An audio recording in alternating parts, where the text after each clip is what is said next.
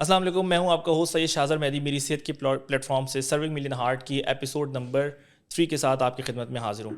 ناظرین گرامی، جیسا کہ آپ کو معلوم ہے، سرونگ ملین ہارٹ ایک عوامی آگاہی مہم ہے جس میں ہم ہر ایپیسوڈ میں ایک ماہر امراض قلب کو یہاں پہ تشریف فرماتے، جو ان کو بلاتے ہیں، یہاں پہ انوائٹ کرتے ہیں، اور وہ آپ کے تمام سوالات جو امراض قلب کے حوالے سے ہوں اس کے جوابات آپ کو دے رہے ہوتے ہیں۔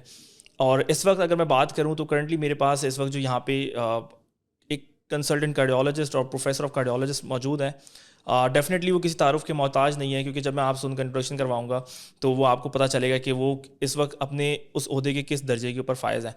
کرنٹلی اگر میں بات کروں ڈاکٹر صاحب کی، تو ڈاکٹر صاحب کا تقریباً 35 سالہ ایکسپیرینس ہے اس کارڈیولوجی کی فیلڈ میں۔ اس کے ساتھ ساتھ اگر میں ڈاکٹر صاحب کی ایجوکیشن کی بات کروں تو انہوں نے اپنی کوالیفیکیشن، جس میں MBBS FCPS cardiology, fellow of the American college of cardiologists FACC، fellow of the society of cardiovascular angiography and انٹرونشنس۔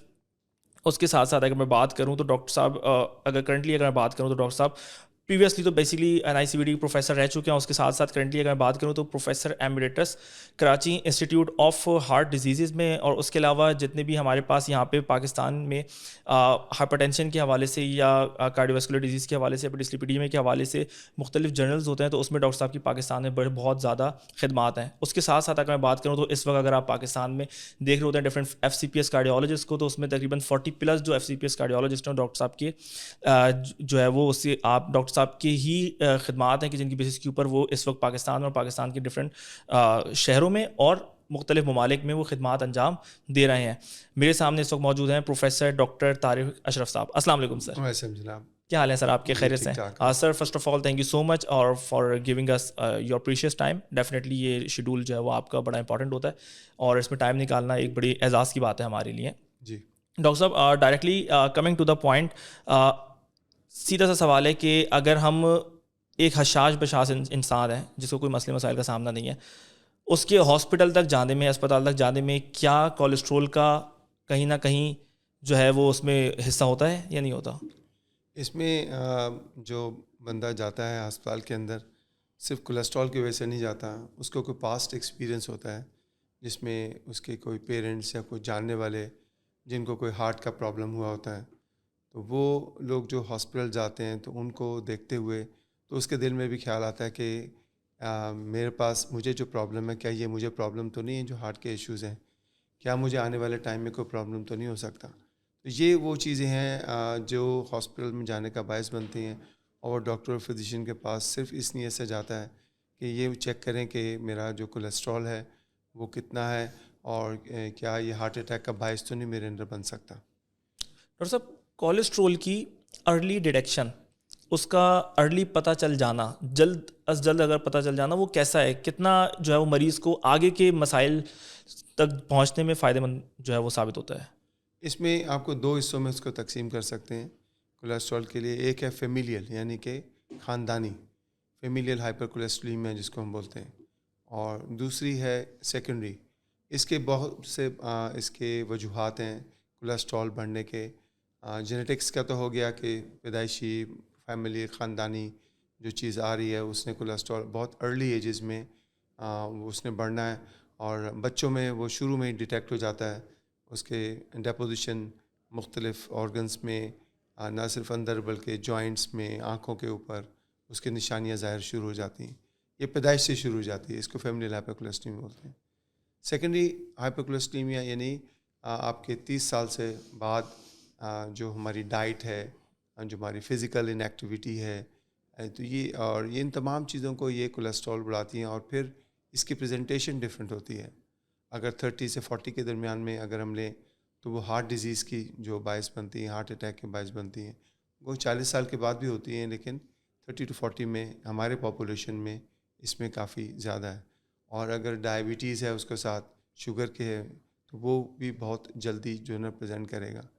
اگر وہ اسموکنگ ساتھ کر رہا ہے، یعنی 3 کمبینیشنز ہو گئیں، ڈائبٹیز ہے، ہائپر ٹینشن ہے، اسموکنگ ہے، تو یہ نہ صرف دل کو بلکہ دماغ کی جو شریانیں ہیں ان کو بھی تنگ کرے گا، فالج کا باعث بنے گی، ہارٹ اٹیک کا باعث بنے گی۔ اور جو ٹانگوں کو نالیاں جا رہی ہیں جس کو ہم پیریفرل واسکولر ڈیزیز بولتے ہیں، تو وہ بھی انوالومنٹ ہوگا، اور پیشنٹ کہے گا جب میں چلتا ہوں تو مجھے درد ہوتی ہے، ٹانگوں میں درد ہوتی ہے، پین ہوتا ہے۔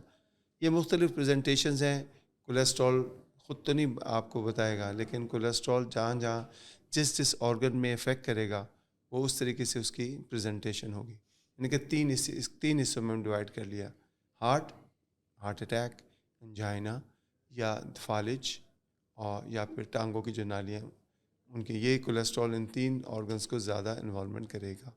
کہ ڈاکٹر صاحب بڑی امپورٹنٹ آپ نے بات کی، غذا کا آپ نے ذکر کیا، اور غذا کے ساتھ ساتھ آپ نے ایک اور بیماری کا ذکر کیا، شوگر. ڈاکٹر صاحب کیا غذا، جیسے ہم اب اس وقت جس پاپولیشن میں رہتے ہیں، پاکستان کی پاپولیشن، پاکستانی تو سر ہمارا تو کھانے کے حوالے سے بڑا کھلا ہاتھ ہوتا ہے سب کا، کوئی اس چیز کو خاطر میں نہیں لے کر آتا کہ اسے یہ تیل کی چیز نہیں کھانی چاہیے، یا اسے پکوڑے نہیں کھانے چاہیے، اسے کوئی جلیبی نہیں کھانی چاہیے. وہ سارے جو ہے وہ ایون اگر کوئی ہارٹ پیشنٹ بھی ہو جو ہم نے دیکھا ہے، اس کا بھی یہی ہوتا ہے کہ وہ کھلے ہاتھ سے جو ہے وہ کھا رہے ہوتے ہیں ساری چیزیں. تو ڈاکٹر صاحب اس میں ڈائٹ کا اور جسے ہم غذا کہتے ہیں اس کا کتنا امپورٹنٹ رول ہے؟ ڈائٹ کا بہت زیادہ رول ہے. ہم لوگ اینیمل فیٹس یا اینیمل میٹ، اس کا استعمال ہمارے یہاں بہت زیادہ ہے. ہم یہ میٹس کا استعمال بہت زیادہ کرتے ہیں، اور اس میں پھر ان کے جو پروڈکٹس ہیں، جو گھی ہے، ان کا بھی استعمال جو ہے نا وہ بہت زیادہ ہے.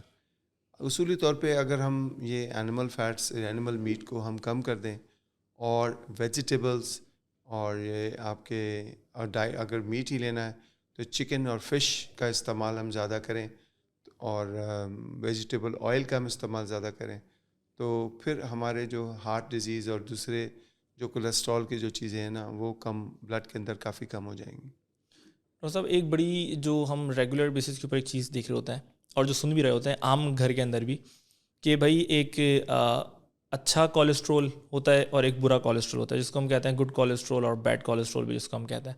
تو ڈاکٹر صاحب اس کی کیا لاجک ہے؟ کیونکہ بہت جگہوں پہ ہم ایسے ہی گھروں میں دیکھ رہے ہوتے ہیں کہ یار یہ کھا لو تو یہ کھا لو گے تو اس میں یہ برا کولیسٹرول بن جاتا ہے، یہ کھا لو گے تو یہ اچھا کولیسٹرول ہوتا ہے. تو اس کے پیچھے کیا لاجک ہے؟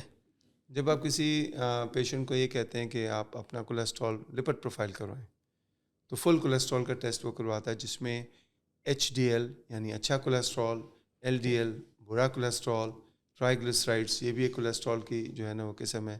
تو یہ تمام جو کولیسٹرولس کے جو لیولز ہیں یہ آپ کو کرا کے دکھائے گا. جو اچھا کولیسٹرول ہے، جس کو ہم ایچ ڈی ایل کولیسٹرول کہتے ہیں، یہ جتنا زیادہ ہوگا تو اس کا مطلب یہ کولیسٹرول ہماری شریانس جہاں جہاں ہیں وہاں سے کولیسٹرول کے لے کے خون کے تھرو جگر میں جا کے اس کو ڈپازٹ کرائے گا. اور ایل ڈی ایل کولیسٹرول یعنی کہ چھوٹا مالیکیول کولیسٹرول کا ہے، لو ڈینسٹی لائپوپروٹین کولیسٹرول، یہ لیور سے اس کی پروڈکشن ہوتی ہے، اور یہ یہاں سے خون کے تھرو جا کے جو دل کی شریان، دماغ کی شریان، ٹانگوں کی شریان، وہاں پہ ان کی دیواروں میں جا کے ڈپازٹ ہو کے وہاں پہ ان کی نیروئنگ کرے گا اور بیماری کا باعث بنے گا. تو یہ ایچ ڈی ایل کولیسٹرول اچھا کولیسٹرول، اور ایل ڈی ایل کولیسٹرول برا کولیسٹرول. تیسرا جو ہے نا کولیسٹرول کی جو ٹائپ ہے ٹرائیگلیسرائڈس، اس کو ہم لوگ بھول رہے ہوتے ہیں. ہم زیادہ ایل ڈی ایل اور ایچ ڈی ایل کی جو ہے نا بات کر رہے ہیں. ٹرائیگلیسرائڈس جو ہے نا یہ بھی ان کی امپورٹنس بھی بہت زیادہ ہے، اسپیشلی ڈائبیٹکس میں. جو شوگر کے پیشنٹس ہیں ان کے اندر ٹرائیگلیسرائڈس جو ہیں وہ کافی زیادہ ہوتے ہیں، یا پھر وہ جو ہائپو تھائرائڈ، ان کے تھائرائڈ کم کام کر رہے ہوتے ہیں، ان کے اندر ٹرائیگلیسرائڈس بہت زیادہ ہوتے ہیں. تو ٹرائیگلیسرائڈس جو ہیں یہ بیسیکلی جو پینکریاز یا لبلبا ہے اس پہ جا کے افیکٹ کرتا ہے اور پینکریاٹائٹس کرتا ہے. تو جہاں پہ ہم اچھا اور برا کولیسٹرول کی ہم بات کریں تو ہمیں ٹرائیگلیسرائڈس کو بھی ذہن میں رکھنا چاہیے. بالکل. ڈاکٹر صاحب ایک عام اگر سوال اگر میں کروں کہ جس میں بھی آپ نے بڑی خوبصورتی سے بتا دیا ایچ ڈی ایل اور ایل ڈی ایل برا اور اچھے کولیسٹرول کے حوالے سے، تو مطلب ہمارے ناظرین کے لیے یہ تو بہت ہی آسان ہو گیا کہ جو رپورٹس انہوں نے ڈاکٹر کو دکھانی پڑتی تھی وہ شاید وہ گھر پہ بیٹھ کے بھی اب اس رپورٹ سے موازنہ کر سکتے ہیں کہ کیا ان کے معاملات ہیں. ڈاکٹر صاحب اس کے ساتھ ساتھ ایک چیز جو لنک ہوتی ہے وہ ہارٹ ڈیزیز، جو آپ نے شروع میں بھی اس کے بارے میں بتایا، تو کچھ اندازاً اگر آپ ہمیں بتا سکیں کہ کتنا فیصد چانس ہوتا ہے کہ خدا نخواستہ اگر ایک بندے کو کولیسٹرول ہے وہ ہارٹ ڈیزیز کی طرف جا سکتا ہو؟ دیکھیں، جو اگر جینیٹک مارکرز کی طرف ہم جائیں تو جب ہم بلڈ ٹیسٹ ہم کراتے ہیں اور ان کا اگر ایل ڈی ایل کولیسٹرول جو ہے وہ 190 ملی گرام پر 100 ml سے اوپر ہو، تو پھر ہم کہتے ہیں کہ بھئی یہ بہت سگنیفیکنٹلی اس میں بڑھا ہوا ہے کولیسٹرول. لیکن اگر ہم ہارٹ ڈیزیز کی اگر ہم بات کریں گے تو ہم یہ کہیں گے کہ جی آپ کو 60 ملی گرام پر 100 ml سے ایل ڈی ایل کولیسٹرول اگر اوپر ہے تو اس کے لیے بہت سگنیفیکنٹ ہے. تو یہ ڈپینڈ کرتا ہے کہ اس کو ہارٹ ڈیزیز ہے یا ہارٹ ڈیزیز نہیں ہے. اگر ہارٹ ڈیزیز نہیں ہے اور 190 ملی گرام پر 100 ml پہ وہ اس کا لیولس پھر رہا تو دس مینس کہ اس کو کچھ نہ کچھ کرنے کی ضرورت ہے تاکہ آنے والے ٹائم میں اس کو ہارٹ پرابلم نہ ہو سکے. بالکل. ڈاکٹر صاحب ماشاء اللہ سے آپ کا کوئی تقریباً 35 سالہ ایکسپیرینس ہے. 35 سالہ تجربے کو اگر میں رکھوں اور پھر اس وقت آپ کی خدمات کو رکھوں تو ڈیفینیٹلی اس کا کوئی موازنہ نہیں ہے. تو آپ اس وقت کرنٹلی اگر میں بات کروں ماڈریٹ انٹینسٹی کے حوالے سے، ماڈریٹ انٹینسٹی اسٹیٹن کے حوالے سے، یا پھر وہ لوگ کہ جن کو ہارٹ ڈیزیز سے بچایا جا سکتا ہو، کیونکہ ایک وہ ہے کہ جن کو ہو چکا، ایک وہ ہے جس کو بچانے کے حوالے سے اگر میں بات کروں تو پاکستان میں اس وقت کیا سیفٹی میجرز ہیں جو آپ کے لیول کے لوگ جو ہیں وہ اس کو لے رہے ہیں؟ سب سے پہلے تو آپ کو اور ہمیں یہ سمجھنا ہوگا کہ ہم یہ اسٹیٹنز کی جو ہم بات کریں اسٹیٹنز ہے کیا. اسٹیٹنز جو ہے بیسیکلی ایک دوائی ہے جو کولیسٹرول کو کم کرتی ہے، اور جو لیولز ہیں جن کو ہارٹ اٹیک ہے ان کو تو آپ کو اسٹیٹنز دینا ہے تاکہ ان کا کولیسٹرول جو ٹارگٹ لیولز ہیں ان سے کم رہے اور فیوچر کارڈک ایونٹ سے، فیوچر ہارٹ اٹیک سے وہ دور رہیں. اور دوسرے وہ لوگ ہیں جن کو ابھی ہارٹ اٹیک نہیں ہوا، ان کو ہم دو حصوں میں اگر ہم تقسیم کر لیں تو ہمیں سمجھنے میں آسانی ہوگی. یعنی جن کا ایل ڈی ایل کولیسٹرول جو ہے 190 ملی گرام پر 100 ml ہے تو ان کو ہم کو ماڈریٹ لیول آف اسٹیٹنس یعنی کہ ایک ہائی ڈوز اسٹیٹنز ہیں، اور کچھ دوائیاں ہیں جو ہم لو ڈوز اسٹیٹنس، ان کی جو ڈوز ریجیمن ہے 10 ملی گرام، 20 ملی گرام، 40 ملی گرام، 80 ملی گرام. تو وہ مختلف کمپنیز مختلف دوائیاں جو ہیں اسٹیٹنس ہمیں دیتی ہیں. تو وہ مریض تو نہیں کہوں گا، سبجیکٹس بولوں گا جن کو ابھی ہارٹ اٹیک نہیں ہوا، تو ان کا کچھ کرائٹیریا ہے. اور وہ کرائٹیریا یہ ہے کہ جب وہ اپنے فزیشین یا ڈاکٹر کے پاس جاتے ہیں تو وہ ان کی ہسٹری لیتے ہیں کہ بھئی آپ کو شوگر کا پرابلم تو نہیں ہے، آپ کو بلڈ پریشر کا مسئلہ تو نہیں ہے، اور اس کے بعد پھر وہ کولیسٹرول کے ٹیسٹ کراتے ہیں.